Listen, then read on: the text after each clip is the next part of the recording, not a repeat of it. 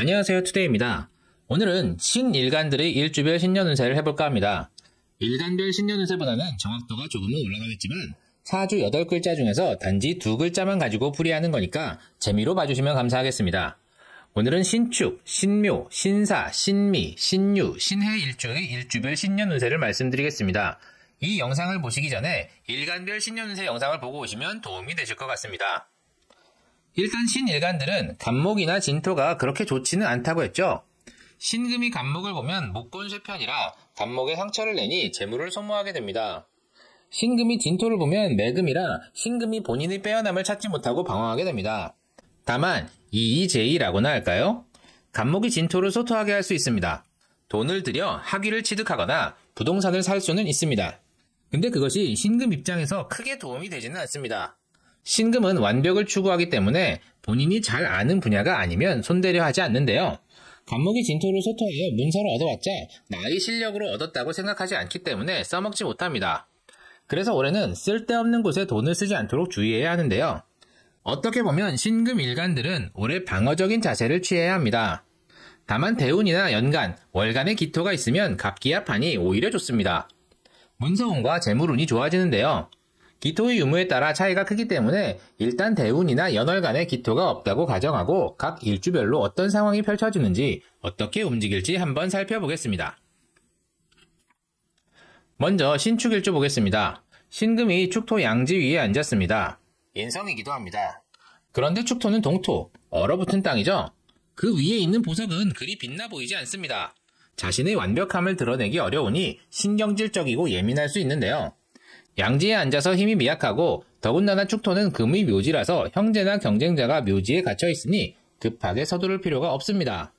그래서 겉으로 보기엔 순해 보입니다만 화가 나면 다른 사람으로 돌변할 수 있습니다. 갑진년의 신축일주는 짜증을 많이 낼 가능성이 높습니다. 신금은 자기의 완벽함을 드러내는 것이 소명인데 간목을 만나면 간목에 상처만 내니 손댈 수가 있습니다.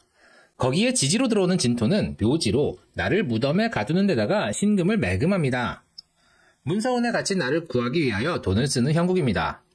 갑진년의 신축일주분들은 자격증이나 학업, 부동산 관련해서 돈을 쓰게 되는 상황이 발생할 수 있습니다.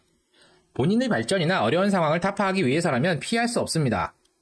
다만 새로운 자격증이나 학업, 부동산을 취득하는 일은 피해야 합니다. 스스로 곤경에 처할 필요는 없기 때문입니다. 신묘일주 보겠습니다. 신금이 묘목 절지에 앉았습니다. 재성이기도 합니다. 묘목의 정기는 을목인데요. 신금과 을목의 관계는 난최목절이라 난이 잘리고 목이 부러지는 격이라고 하였습니다. 신금은 자신의 완벽함을 드러내야 하는데 을목이 덩굴처럼 얽혀있으니 다 잘라내는 거죠. 재산을 한순간에 날릴 수 있는데요. 갑진년의 신묘일주는 한순간에 날릴 정도는 아니지만 손댈 수가 있습니다. 천간의 간목을 보아 간목에 상처를 입는데 지지 묘목이 간목의 뿌리가 되어주니 겉으로는 상처가 대수롭지 않아 보입니다. 이 정도는 써도 크게 타격 없다는 느낌이랄까요? 이럴 때 지지의 진토가 반갑습니다. 신금을 매금시키고 묘지에 가두어 재성을 보호하는 역할을 합니다. 갑진년 신묘일주 분들은 신축일주 분들과는 다르게 학업이나 자격증, 부동산 등을 취득하시려고 돈을 쓰시는 것이 좋습니다. 나를 문서에 가두어 쓸데없이 돈을 쓰는 행위를 삼가게 하는 것이 좋습니다. 신사일주 보겠습니다. 신금이 사화 사지에 앉았습니다. 관성이기도 합니다. 신금과 사중병화는 명암합합니다. 신금은 자신의 완벽함을 드러내야 하는데 병화는 나의 완벽하지 않은 모습도 드러낼 수 있습니다. 게다가 사화는 나를 죽게 만듭니다. 거기에 명암합하니 헤어질 수도 없습니다. 따라서 관은 나의 완벽하지 않은 모습도 비춰주며 나를 죽게 만드는데 포기할 수 없습니다. 직장에서 야근하며 나의 푸석푸석한 모습을 보여줄 수밖에 없고 힘들어 죽겠는데 다녀야 합니다. 그러한 신사일주가 천간의 간목을 만나니 손댈 수가 있습니다. 그런데 지지로 진토를 만나는 것은 어찌 보면 반갑습니다. 죽은 사람은 무덤으로 가는 게 순리지요. 거기에 매금하니 나의 완벽한 모습을 가립니다. 따라서 신사일주는 갑진년에 돈을 들여 학업이나 자격증 공부를 시작할 수 있습니다. 직장은 휴직이나 사직을 할 가능성도 있습니다. 신사일주분들은 갑진년에 휴식을 통해 기력을 보충하고 돈을 들여 자신을 업그레이드하는 시간을 가질 가능성이 높습니다. 다만 부동산 쪽은 기륭이 반반이라 신년 운세를 보시고 접근하는 것이 좋겠습니다. 신미일주 보겠습니다. 신금이 미토 쇠지에 앉았습니다. 인성이기도 합니다. 인성이 나를 쇠하게 합니다. 그리고 미토의 지장간에는 정을기가 있는데 신금과 정화는 화소주옥이라 보석을 녹이는 형국이고 을목과는 난최목절이라 난이 잘리고 목이 부러지는 격에다가 기토는 신금을 매금할 우려가 있습니다. 당최 앉은 자리가 불편하기 그지없습니다. 신경질적이고 예민합니다. 인성이 불편하고 나를 쇠하게 하니 모친의 덕이나 문서운이 박한 경우가 많은데요. 천간에서 관목을 만나면 관목을 손상시키니 손재수가 있습니다. 다만 미토는 목의 묘지라 간목이 숨을 곳이 생기는데요. 돈을 부동산에 묶어두는 상황이 발생할 수 있습니다.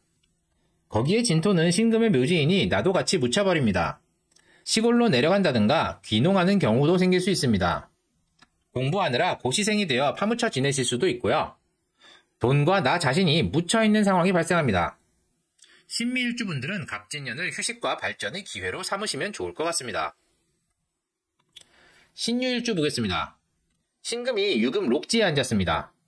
비겁이기도 한데요. 경신일주가 숙살지기이고 무리의 리더라면 신유일주는 독불장군에 가깝습니다. 나 자신이 완벽하다고 생각하는 신금이 지지에서 유금 비겁을 만나니 자존심이 강하고 날이 서 있습니다. 사람들이 쉽게 다가서기 어려운 성격이 되는데요. 천간의 간목을 만나면 간목이 쉽게 상처를 입습니다. 마찬가지로 손재수가 있는데요. 지지로 진토가 유금과 진유합을 합니다. 일지와의 합은 나 또는 배우자의 득으로 이어지는데요. 갑진년 신유일주분들은 적절한 매금을 통해 나를 숨길 수 있게 됩니다. 돈을 써서 자격증이나 학위를 취득하게 되는데 그것이 나의 명예나 평판을 높이는 데 도움이 됩니다. 사람들의 인정을 받게 됩니다. 부동산과 관련해서 갑진년에 취득한 부동산은 신유일주에게 이득이 됩니다. 갑진년 신유일주분들은 돈을 적절히 쓰셔서 문서를 취득하시길 권해드립니다. 신의 일주 보겠습니다. 신금이 해수 욕지에 앉았습니다. 식상이기도 합니다.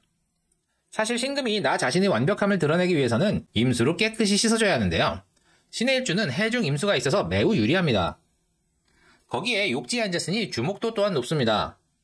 신금일가는 신의 일주로 태어나면 여러모로 유리한 점이 많은데요. 신의 일주도 천간의 간목을 만나면 완벽함을 드러낸 신금에게 상처를 입어 손재수가 있습니다. 다만 해수가 간목이 생지여서 재성의 회복이 빠릅니다. 갑진년 신의 일주분들은 재물의 손실을 입을 수는 있지만 금방 회복할 수 있습니다. 다만 진토와 해수는 원진살, 귀문관살 관계죠. 문서가 나를 불편하게 합니다. 신의 일주분들은 갑진년에 자격증이나 학업을 위해 투자하시는 것을 최소화하는 것이 좋습니다. 발을 잘못 담가서 손해를 볼 수 있습니다. 다만 빨리 빠져나오실 수 있기 때문에 손해는 금방 회복하실 수 있습니다. 부동산도 마찬가지입니다. 불편한 부동산을 매입하실 수 있기 때문에 계약금을 날리더라도 계약 해지를 하시는 것이 좋습니다. 팔아야 하는 경우는 금액을 낮춰서라도 처리하시는 것이 좋습니다. 손해를 금방 메우실 수 있기 때문입니다. 원진살과 귀문관살에 대한 내용은 제 영상을 참고하시기 바랍니다. 오늘은 신일간들의 일주별 신년운세에 대해 말씀드렸습니다.